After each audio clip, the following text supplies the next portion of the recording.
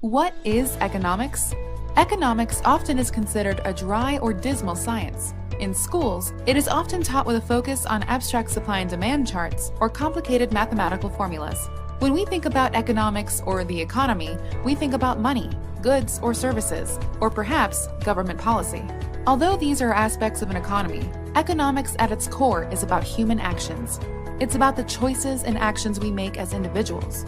It's about our individual wants, needs, and abilities. And it's about how we interact with others to benefit each other and build the society around us. Imagine, for example, if a single person were stranded on a deserted island.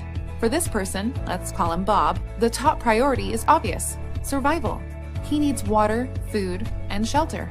Some of Bob's resources are obvious. There may be coconuts or berries that can be foraged for food. Just as important, however, is his time. He must economize his time, dedicating it so as to best ensure his own survival.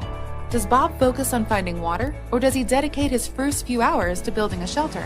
Right away, Bob is forced to make decisions about trade-offs, the costs of making one decision over another.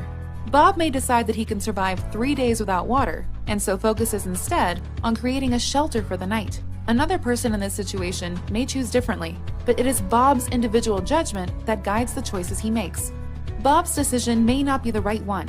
Risk and uncertainty are an inherent part of our human existence. Perhaps Bob ends up spending so much time building a shelter that he does not give himself enough time to find water when he desperately needs it. Bob's decision affects the number of days he can survive on the island. In this case, his profit is measured in terms of the number of days he is able to live, having made this choice.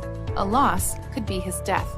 Notice that Bob's economic decisions have nothing to do with money. They are simply the choices that he makes facing an uncertain future. Luckily, most of our economic decisions are not matters of life and death, but basic decisions that we all make every day. These decisions all have costs and benefits that must be weighed by the individual, and this is as true for every person anywhere in the world as it is for someone on a deserted island. Economics does not tell us what any individual should do.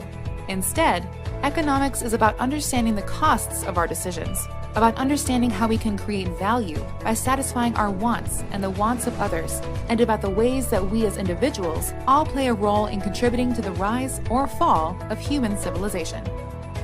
The question for each of us is, what role do we want to play?